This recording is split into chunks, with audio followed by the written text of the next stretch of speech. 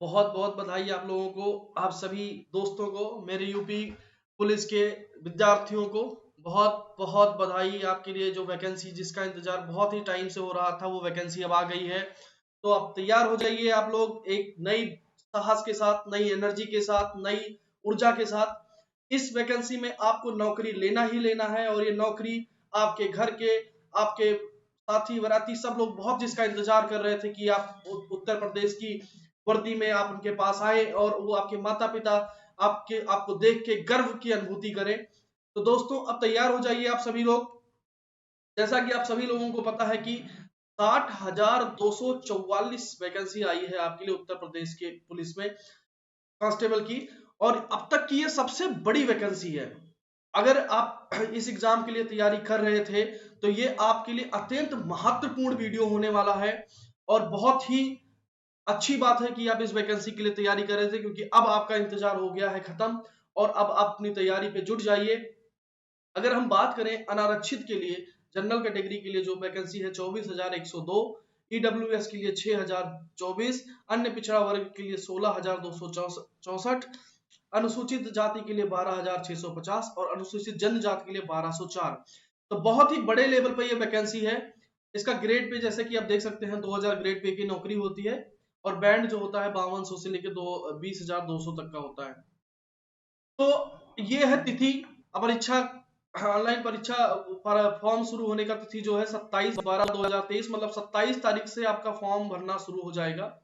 27/12 से इसका form apply कर सकते हैं आप, और 16/1 तक इसका फॉर्म भर सकते हैं 2024 तक। मतलब लगभग लगभग अगर देखा जाए तो आपको 20 दिन का टाइम दिया गया है।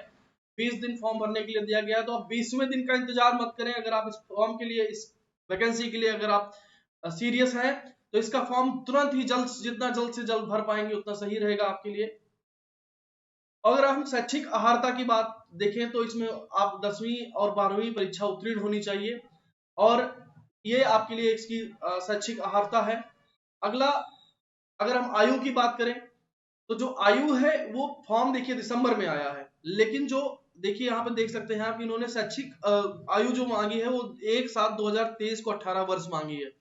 मतलब लगभग लगभग ये 5 से 6 महीने पीछे का डेट मांग रहे हैं। तो ये थोड़ी सी अच्छी बात है। जिन अभ्यर्थियों की आयु थोड़ी सी ज्यादा हो गई थी, उनको इन्होंने लगभग लगभग 5 से 6 महीनों का मौका दिया है।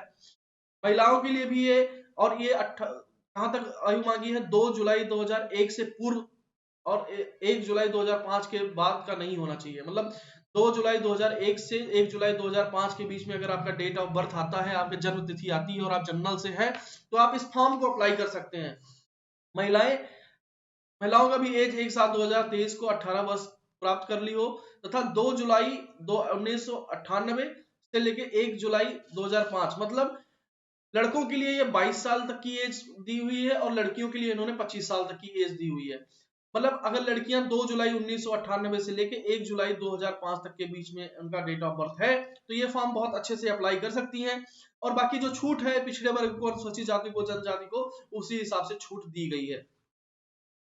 अगर आप देखें लिखित परीक्षा, लिखित परीक्षा के बारे में अगर आप देखना चाहें, तो टोटल जो एग्जाम होगा वो 300 मार्क्स का होगा, और लगभग लगभग आपके 150 क्वेश्चंस आएंगे, और हर क्वेश्चन 2 नंबर का होगा। तो हर प्रत्येक क्वेश्चन 2 नंबर का, 300 नंबर।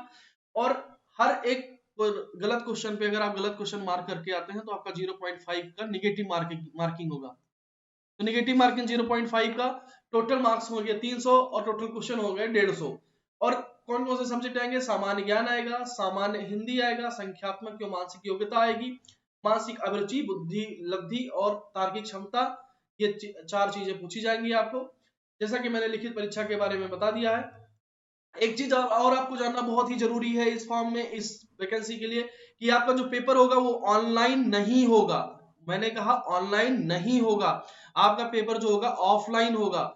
ऑफलाइन होने का मतलब है कि आपको ओएमआर सीट मिलेगा, जैसे 1 2 3 4 ऐसे आपको एक ओएमआर, और आपको क्वेश्चन पेपर अलग से मिल जाएगा। उसमें जैसे मान लीजिए कि ये गोला है 4, आपको एक जो करेक्ट होगा वो गोला भरना पड़ेगा पेपर में, और उसकी 3 प्रतियां होंगी, एक प्रति आपकी, एक प्रति बाकी 2 प्रतियां वो आपको वहां पे सबमिट करवा लेंगे। तो ओएमआर बेस्ड पेपर होगा आपका, आपका ऑफलाइन पेपर होगा। तो तैयार हो जाइए, इस बार चीटिंग होने की संभावनाएं थोड़ी सी कम होंगी। तो अगर हम देखें फिजिकल स्टैंडर्ड की बात, मतलब शारीरिक मानक परीक्षण की, अगर आपका लड़कों के लिए तो सबसे पहली बात है उनकी हाइट जो होनी चाहिए 168 सेंटीमीटर होनी चाहिए। पहले हम लड़कों का देख रहे हैं, पुरुषों का। और अगर अनुसूचित जनजाति के पुरुष हैं तो उनकी ऊंचाई जो है 160 होनी चाहिए। पिछड़े वर्ग और सामान्य की जो हाइट है वो 168 सेंटीमीटर, और जो पिछड़े हैं SC ST हैं उनका 160 सेंटीमीटर।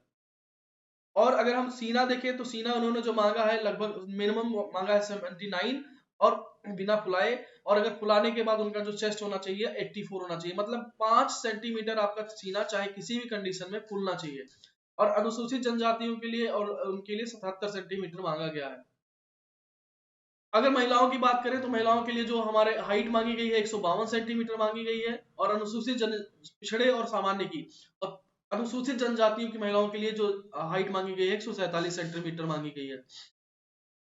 वजन जो मांगा गया है उनका महिलाओं के लिए 40 किलोग्राम मिनिमम होना चाहिए। 40 किलोग्राम से आप कम नहीं होनी चाहिए, तभी आप फॉर्म भर सकते हैं। शारीरिक दक्षता की अगर हम बात करें तो दो चीज है। लड़कों के लिए 25 मिनट की दौड़ होगी, जिसमें आप 4.8 किलोमीटर आपको कवर करना पड़ेगा। मतलब आप 4.8 किलोमीटर 25 मिनट के अंदर ही अगर आपको कवर कर लेंगे तो ही आप इस शारीरिक दक्षता को क्वालिफाई कर सकते हैं, तभी आप इस वैकेंसी में आप नौकरी प्राप्त कर सकते हैं। महिलाएं अगर 2.4 किलोमीटर दौड़ना है और इनके लिए टाइम है 14 मिनट का, मतलब अगर कोई महिला है उसको 14 मिनट के अंदर 2.4 किलोमीटर दौड़ना है। तो दोस्तों तैयार हो जाइए इस वैकेंसी के लिए, और इस वैकेंसी के लिए अपनी पूरी जान सब कुछ लगा दीजिए। आपका पेपर 2 से 3 महीनों के अंदर करवा लिया जाएगा, और पूरी जान झोंक दीजिए। इससे अच्छा सुनहरा मौका आपको कभी नहीं मिलने वाला है। Thank you so much guys. और इस वैकेंसी के लिए अगर आप सीरियस हैं तो इस चैनल को सब्सक्राइब करिए। आपको आने वाले समय पे बहुत अच्छे अच्छे लेक्चर्स, बहुत अच्छे अच्छे जानकारियां आपको इस लेक्चर के थ्रू में, इस चैनल के थ्रू मिलती रहेंगी। Thank you so much guys, best of luck.